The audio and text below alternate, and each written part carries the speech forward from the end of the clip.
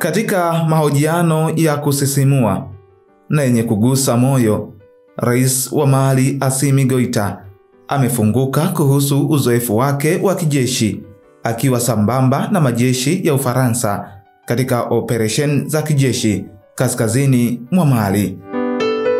Machozi yakiwa yanamtoka, amesimulia maumivu, usaliti na mateso aliyoyashuhudia katika vita dhidi ya magaidi.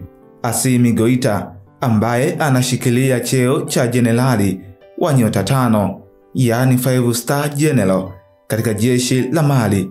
Cheo hiki ni cha juu kabisa katika ngazi za kijeshi, na alipata cheo hicho mwezi Oktoba mwaka 2024 akiwa bado rais wa mpito wa Mali.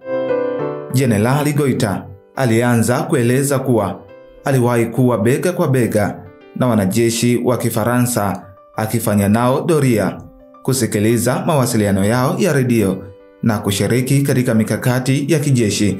Alisema kile alichokiona kilimvunja moyo kabisa.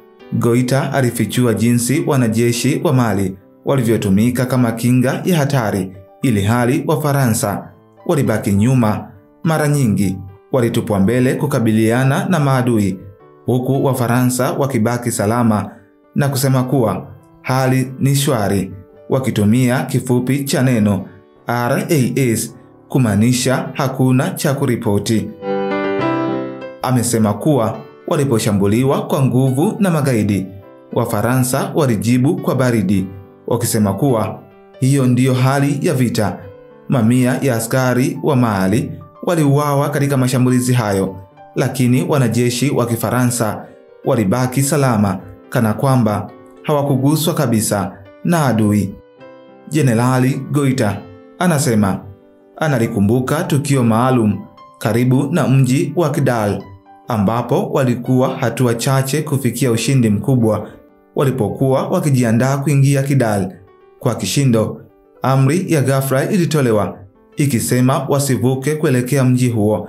Baadhi ya wanajeshi wa Mali walijaribu kusonga mbele wakiwa na ari ya ukombozi, lakini wakatishiwa kupigwa risasi kichwani na wale waliodhani kuwa washirika wao wa Kifaransa. Goïta anasema kuwa siku hiyo alilia kama mtoto kwa maumivu na fedheha. Kilichomuumiza zaidi ni kuona kwa macho yake jinsi Wafaransa walivyokuwa wakiwapatia waasi mafuta na magari aina ya pickup. Amesema walikuwa wakitabasamu mbele ya wanajeshi wa Mali, kana kwamba wanawacheka kwa dharau na dhihaka. Goïta ameendelea kusema kuwa walipojaribu kusema ukweli kuhusu usaliti huo, walitengwa na hata kuwekwa kwenye mitego ya kusalitiwa. Baadhi yao walikamatwa na waasi kwa ushirikiano wa kificho na wanajeshi wa Ufaransa. Katika mawasiliano yao ya redio, Wafaransa walisherehekea wakisema kuwa kazi yao imekamilika. Licha ya mateso hayo, Goïta hakukata tamaa. Amesema kuwa aliamua kujifunza zaidi, akajiimarisha kijeshi na kuelewa undani wa uwanja wa vita. Alianza kuona ukweli halisi kuhusu mustakabali wa nchi yake. Sasa akiwa rais wa Mali, Goïta anasema kwa kujiamini kuwa anaufahamu upande wa kaskazini mwa Mali kama kiganja cha mkono wake. Anasema anawajua maadui wa kweli wa Mali na yupo tayari kukabiliana nao kwa ujasiri wote. Kwa msisitizo mkubwa, ameahidi kuwa pamoja na kaka zake wa silaha wataikomboa Mali. Anasema hawahitaji tena msaada wa kinafiki kutoka kwa mabeberu waliowasaliti. Goïta amefafanua kuwa wao si wanasiasa wa maneno matupu wala vikaragosi wa mataifa ya nje. Wao ni wakombozi wa kweli walioko vitani kwa ajili ya taifa na wananchi wao.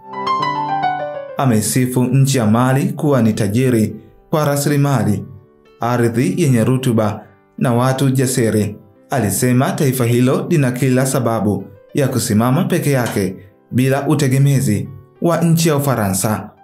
Ametoa wito kwa wananchi wake kuwa na umoja, kujitegemea na kusimama dhidi ya ukoloni mamboleo ambao umekuwa ukilichukua bara la Afrika kwa hila. Amesema kuwa wale wanaowabeza leo, historia itawakumbuka wao kama mashujaa waliosimama kwa ajili ya nchi yao. Mali itang'aa tena, si kwa msaada wa nje, bali kwa bidii ya watoto wake. Kauli ya Goita imeamsha hisia kali, si tu ndani ya Mali, bali kote barani Afrika, ambapo vijana wazalendo wengi wanaona mfano wake kama mwamko wa kizazi kipya. Katika kila sentensi ya ujumbe wake ulikuwa wazi: Afrika haina haja ya kuwa mateka kwa hila za mataifa makubwa. Wakati wa kujikomboa kiakili na kijeshi umefika. Simulizi yake ni mchanganyiko wa huzuni, usaliti na matumaini, lakini zaidi ya yote ni wito wa kuamka kwa Afrika na kusimamia uhuru wake wa kweli. Na sasa historia mpya ya Mali inaandikwa kwa jasho na damu na mapenzi ya dhati kwa taifa.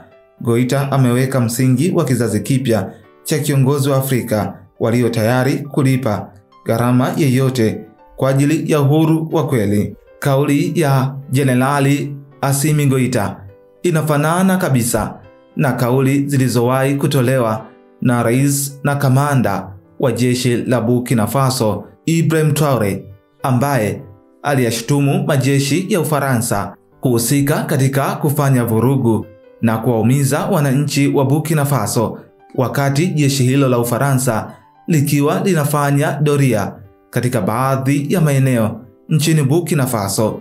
Kwa sasa Burkina Faso, Niger pamoja na Mali zimetengeneza muungano wao unaofahamika kama Muungano wa Sahel AES, ambao unaongozwa na Rais Ibrahim Traore, ambaye pia ni kamanda na rais wa Burkina Faso. Nchi hizo ziliamua kutengeneza muungano huo kutokana na historia yao ya kutawaliwa na Wafaransa, na nchi zote hizo za Sahel zimeyafukuza majeshi ya Ufaransa na kisha kuchoma kambi za kijeshi za Ufaransa nchini mwao, na pia kufuta mikataba yote ya Ufaransa katika mataifa yao, hali ambayo imezua taharuki na kuyaingiza mataifa hayo pamoja na marais wao katika vita dhidi ya mataifa ya nje ya Afrika.